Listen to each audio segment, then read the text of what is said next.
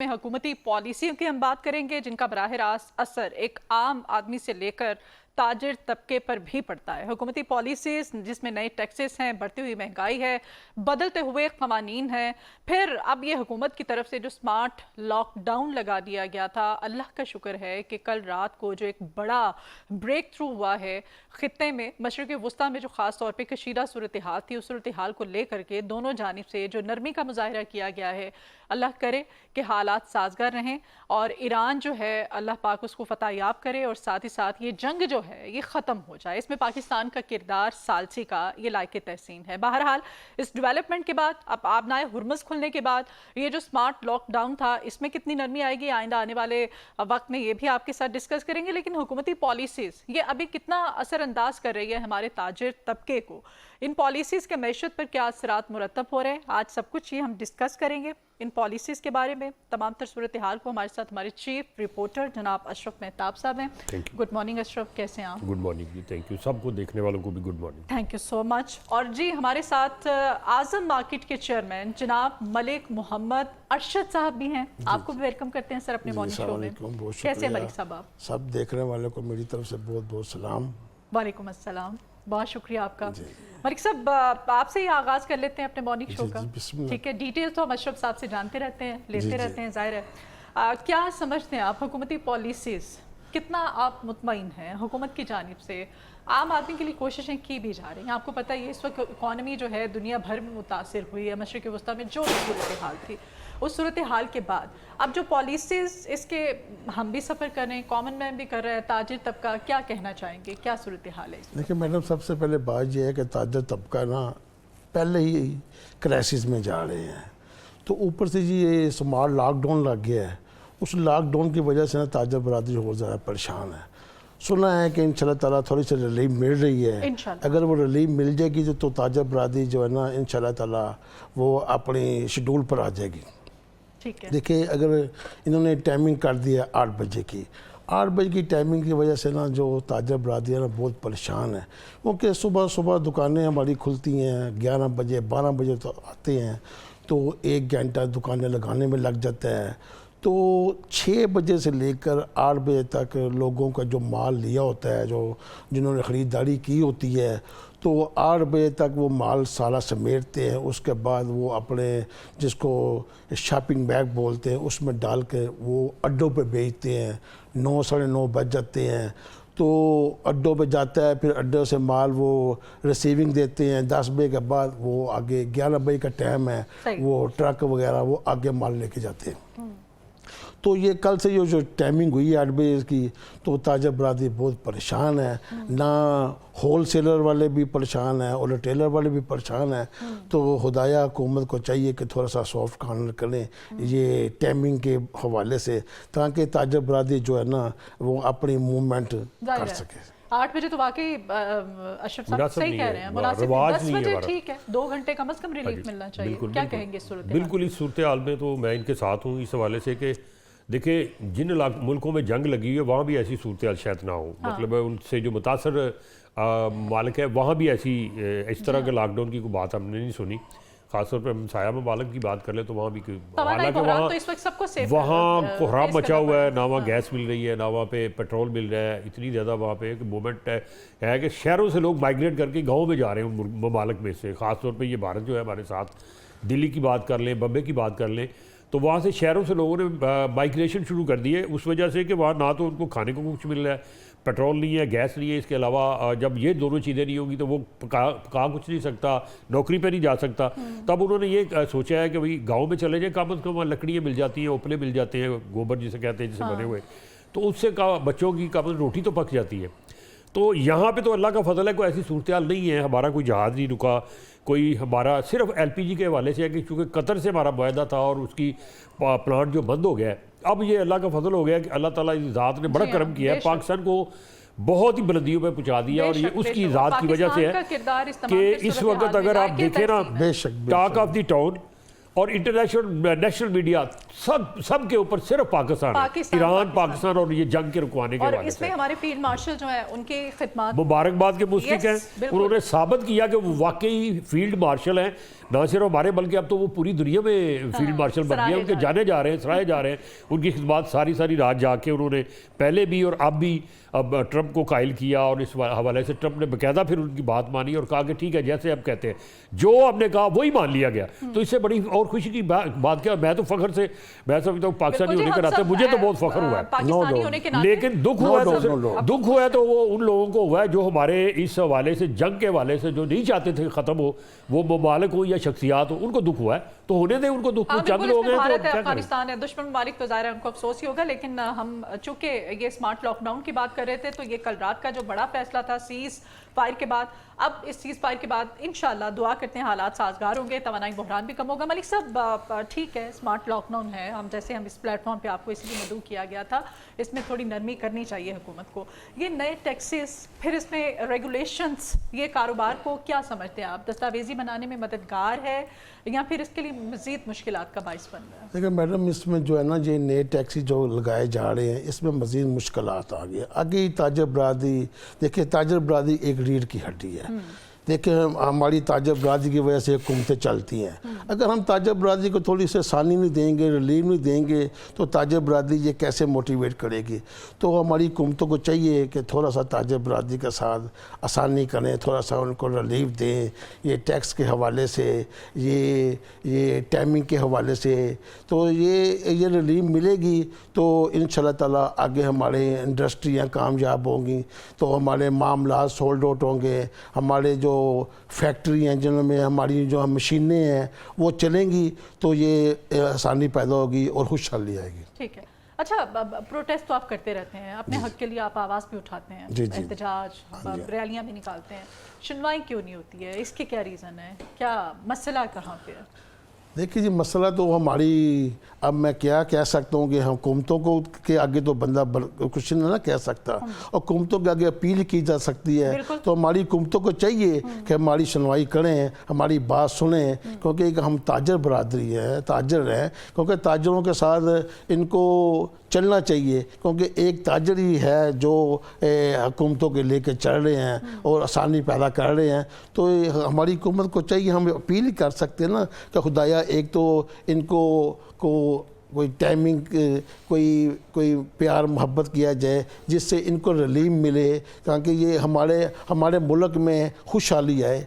तो ये हुकूमत अगर खुशहाली के लिए थोड़ा सा मूवमेंट करेगी तो ये इंशाल्लाह ताला। आज़म मार्केट जो है वो लाहौर की एक बड़ी मारूफ और मकबूल मार्केट है और ये होलसेल मार्केट है कपड़े की। जी, इसमें होलसेल आप चेयरमैन हैं इस मार्केट के, क्या मसाइल हैं वहाँ पे? वैसे एक आम बंदा वहाँ पे चला जाए, आप सोचना भी ये मुश्किल है, वहाँ पे इतना कंजस्टेड और फिर जो भी सूरत हाल है वो एक अलग डिबेट है, लेकिन क्या मसाइल क्या है? देखिए मैडम, अब जो आप सोच रही हैं ना कि बड़ा कंजस्टेड एरिया है, पैदल जाना बहुत मुश्किल है, अब वो नहीं है। अब उधर बहुत बेहतर हो गया, बहुत बेहतर हो गया है। ये जो हमारी हुकूमत कर रही है ना, ये इंशाल्लाह ताला आप बहुत जल्द देखेंगे कि आज़म मार्केट में जाने के लिए लोग बहुत फ़ख्र महसूस करेंगे। हाँ जी, पार्किंग के मसाइल बहुत ज़्यादा हल हो गए हैं, हल हो रहे हैं। तो इंशाल्लाह ताला ऐसे मामला हो जाएंगे तो आज़म मार्केट एशिया की, आज़म मार्केट और पाकिस्तान क्लॉथ मार्केट एशिया की सबसे बड़ी मार्केट है। हाँ जी, लोग मुख्तलिफ शहरों से आते हैं, इधर से कपड़ा ख़रीदते हैं और आगे जाके सेल आउट करते हैं। तो ये आज़म मार्केट जो आप सोच रहे हैं ना वो अब नहीं है, इंशाल्लाह ताला बहुत चेंजिंग आ रही है। तवानाई का बहरान जो ज़ाहिर हम फेस कर रहे थे, पूरा खिता वैसे कर रहा था, तो इसमें बिजली की कीमतें बहुत बढ़ गई हैं। इस तवानाई के बहरान में फिर टैक्सेस को बढ़ा देना हुकूमत की तरफ से, इस पे क्या कहें? देखिए मैडम, बिजली की कीमत आगे सामानों को छोड़ रही है, मज़ीद बढ़ रही है। ये पेट्रोल देख रहे हैं, पेट्रोल कहाँ से कहाँ चला गया है, तो ये देखें ये डीज़ल कहाँ चला गया है। ये सारे मामलात हुकूमत को चाहिए कि इसके ऊपर गोश्त गुजार करें, ताकि हमें आसानी होगी तो हम अपने मुल्क में खुशहाली लाएंगे ना। तो इसके लिए थोड़ा सा हुकूमत को चाहिए कि ताजर बरादरी के साथ कोई मीटिंग करें, कोई मेरा मतलब एजेंडा रखें। अच्छा, ठीक है, मीटिंग आपने कहा कि आप टेबल टॉक करना जी, चाहते जी, हैं, जी, आप बढ़ना जी, चाहते हैं जी, इस तरफ। जी, जी, अशरफ साहब, हुकूमत अभी तक जितनी भी डिस्कशन हुई है और ताजरों के दरमियान मुझे एक एतमाद का फुकदान सा फील हो रहा है, नज़र भी आ रहा है, तो इसकी क्या बुनियादी वजूहात क्या हैं? क्यों नहीं हुकूमत बुनियादी वजह इसकी सबसे बड़ी ये है कि जो स्टेक होल्डर है ना, उनको लेके पॉलिसियाँ नहीं बनाई जाती।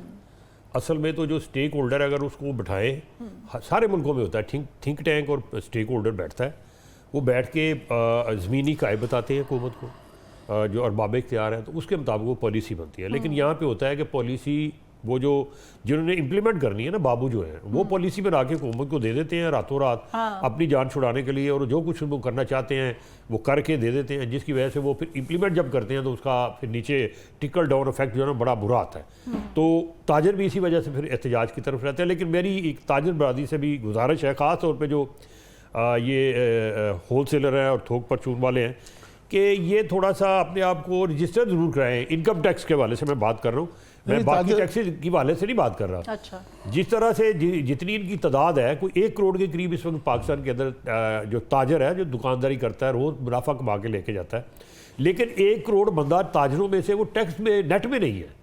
उसकी वजह से क्या होता है कि आप जैसे मेरे जैसे जो तनख्वाह थोड़ी तनख्वाह लेने वाले होते हैं, वो सफ़र करते हैं। 50,000 से ऊपर आपका एक देला भी गया तो टैक्स आपको देना पड़ेगा। लेकिन इस तरफ इनकम टैक्स में जो लोग नहीं आते, इनको चाहिए मोटिवेट करें, ये उनके लीडर हैं, इनको कहें कि नेट में है। मुझे ये बताएं कि मोटिवेट करती है, रजिस्टर्ड है, 1 करोड़ बंदा, 80% लोग रजिस्टर्ड हैं। 1 करोड़ बंदा ट्रेड कर रहा है, मुनाफा कमा के लेके जा रहा है, तो 1 करोड़ बंदा टैक्स नेट में तो नहीं है। टोटल जो इस वक्त एक्टिव टैक्स परसेंट है, क्यों नहीं है? आपने कहा कि हम मैडम, अगर हुकूमत आपके लिए, आपने कहा इक़दाम करती है तो आप मुल्क की खुशहाली के लिए काम करेंगे। सबसे पहले हम पाकिस्तानी हैं, है ना? ताजिर आप बात नहीं है, मैं एंकर बात नहीं हूँ, हम जर्नलिस्ट बात नहीं है। सबसे पहले हम पाकिस्तानी हैं, हम पे पाकिस्तानी होने का जो फ़र्ज़ है वो सबसे ज़्यादा इम्पोर्टेंट है हर फर्द पे। तो आप 100% क्यों नहीं है? देखिए मैडम, 100% लोग खो रहे हैं। सब आए ना नेट में। देखिए 80% लोग, मैं समझता हूँ कि 100% ही हैं। लोग इस तरफ जा रहे हैं, टैक्स दे रहे हैं। देखो हमारे बिलों में टैक्स हर जगह तो हम टैक्स पे कर रहे हैं। वो तो हम भी देते हैं। हाँ जी, वो तो बेचारा क्या हमारे बिजली के बिलों में वो टैक्स नहीं आते? सेल टैक्स हम नहीं देते। मैं ये पैंट खरीद के लाता हूँ, टाई खरीदता हूँ, बनियान खरीदता हूँ, तो मैं टैक्स देता हूँ। देखिए हर चीज वो में तो इसकी बात ना करें, इनकम टैक्स की बात करें। इनकम टैक्स दे रहे दौलत के हैं। ऊपर देखो मैंने बोला 80%। 80% का मतलब है 20। अगर 80% होते तो 80 लाख तो देते ना टैक्स। चले 80-50 लाख ही देते ताजर, ये टोटल भी नहीं है इस वक्त। टोटल शायद 56 या 7 जो है ना 60 लाख है जो टैक्स देते हैं, जिसमें सबसे ज्यादा एक्टिव टैक्स पे रहे हैं वो है मुलाजिम, चाहे वो सरकारी है चाहे वो निजी मुलाजिम है। सबसे ज्यादा उनसे टैक्स लिया जाता है, उनसे लिया जाता है, उनसे टैक्स लिया जा रहा है। तो ये मेरी दरख्वास्त है इनसे, ये भी हमारे भाई हैं, जिस तरह ये बरात मांगते हैं हुकूमत से या बाकी लोगों से, इनको चाहिए कि ये चेयरमैन है, उनको वहाँ इजलास बुलाएं, बताएं उनको, मोटिवेट करें कि यार हमारे मुल्क को ज़रूरत है। इसकी वजह से सेल टैक्स बढ़ जाता है, इसकी वजह से विदहोल्डिंग टैक्स बढ़ा देते हैं, उसकी शरह बढ़ा देते हैं, जिसकी वजह से हम पे ऊपर बोझ आ जाता है, गरीब लोग पिसता है।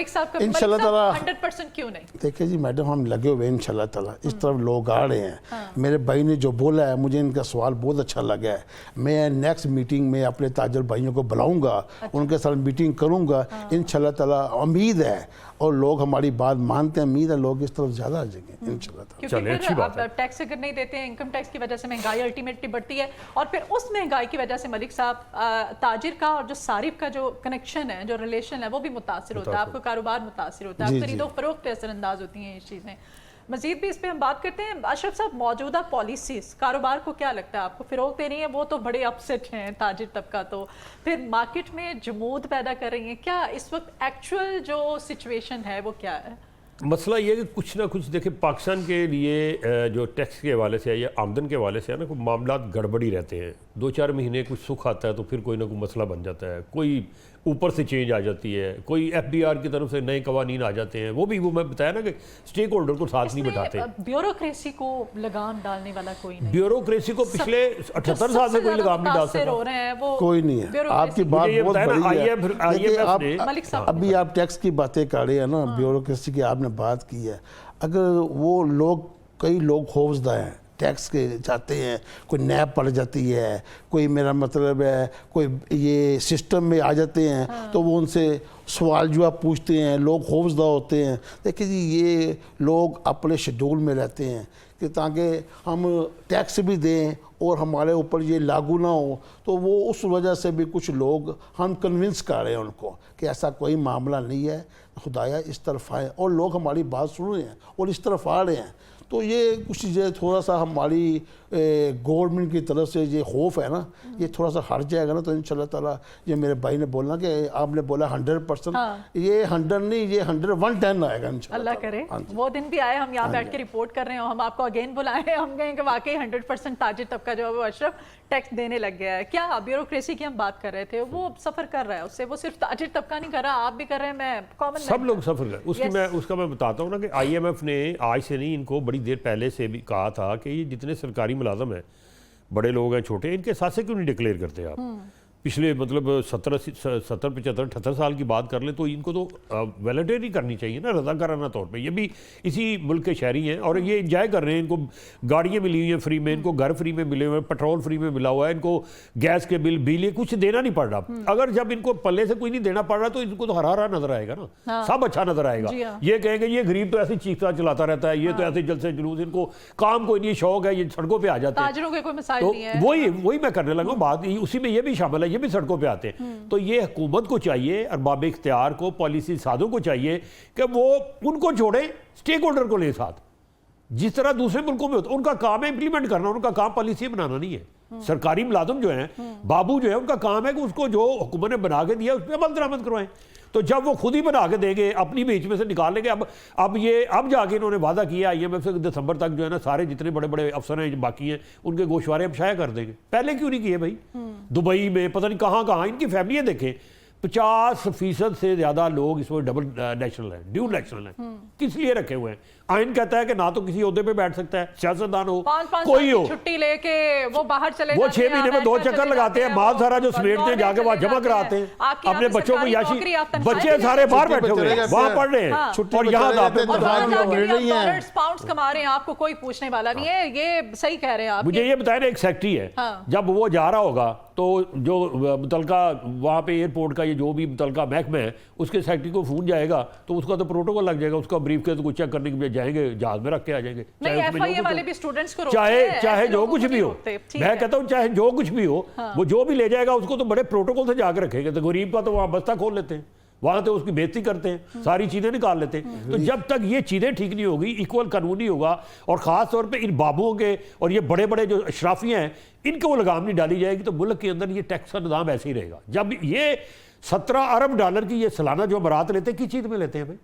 ये देखे ना, जिम खाना क्लब है, सुने आपके लिए, उनके लिए और मेरे ये जिम खाना क्लब है। इसकी जमीन जो है आपको पता है, ये साल में आप शायद बिजली में टैक्स ज्यादा देते हैं, उतने ये कितनी जमीन है उतना पैसे नहीं देते। तो वहां क्या करते क्या है? वहां बाबू बैठ के क्या करते हैं? सारा दिन एंजॉय करते हैं ना। तो ये मुल्क का नुकसान कर रहे हैं ना। चले तो इनको क्यों बरात दी हुई है? लाए ना इनको भी, हमें भी जाना पड़ सकता है चाय की प्याली। कोई बात नहीं जाएंगे तो हम गुजारा कर लेंगे। डिजिटलाइजेशन और फाइलिंग सिस्टम, क्या ताजिर इसके लिए तैयार है? अभी भी मज़ामत कर रहे हैं? नहीं, वही मैं बता रहा हूँ ना कि कुछ जो तो अच्छे टैक्स जो है ना, शहरी कारोबारी अच्छे जो हैं, वो तो है टैक्स नेट में, लेकिन अभी इनके लिए एक ताजिर 2 स्कीम आई थी। उसके लिए इनके नुमाइंदे को ही उन्होंने वो पाकिस्तान अंजुमन ताजिर पाकिस्तान के जो चेयरमैन है नईम मीर, उनको आगे लगाया था, लेकिन नाकाम हो गए, वो नहीं ले सके टैक्स, वो नहीं दिया किसी ने। वो चाह रहे थे दुकान के उसके स्क्वायर फुट के हिसाब से लगा दें। कोई कहता है छोटी दुकान है वो उसके अंदर वो कारोबार बहुत करते हैं, कोई कहता है कि बड़ी दुकान है कारोबार कोई नहीं। सही कह रहे थे। देखिए, छोटा दुकानदार जो है ना, वो उस हिसाब से टैक्स देगा ना, बड़ा दुकानदार अपने हिसाब से टैक्स देगा। तो ये यकसा टैक्स लगा रहे थे। देखिए, छोटा दुकानदार तो वैसे ही पीसा हुआ है। देखिए, वो सुबह आता है, शाम को जाता है, वो छोटा दुकानदार, वो जैसे अपने घर का किचन चला रहा है, उसको पता है। वो अगर वो बराबर का टैक्स देंगे तो उसका घर का किचन का सिस्टम ख़राब हो जाएगा। तो नई मीर अगर वो उनकी सिस्टम अगर ख़राब हुआ है तो इसी वजह से हुआ है ना। वो लोग वो ये कह रहे थे कि जनाब, छोटे दुकानदार को जितना टैक्स बनता है उतना लगाएं, बड़े दुकानदार का जितना टैक्स बनता है उतना लगाएं। आप कोई सॉलिड ऐसी पॉलिसी क्यों नहीं बनाते हैं कि आप हुकूमत को कहें कि हम टेबल टॉक करना चाहते हैं? देखिए, हम तो हुकूमत के साथ टेबल टॉक, कोई ऐसी कमेटी, कोई ऐसे क्यों नहीं करते? इनके अंदर डिवीजन हो गई ना।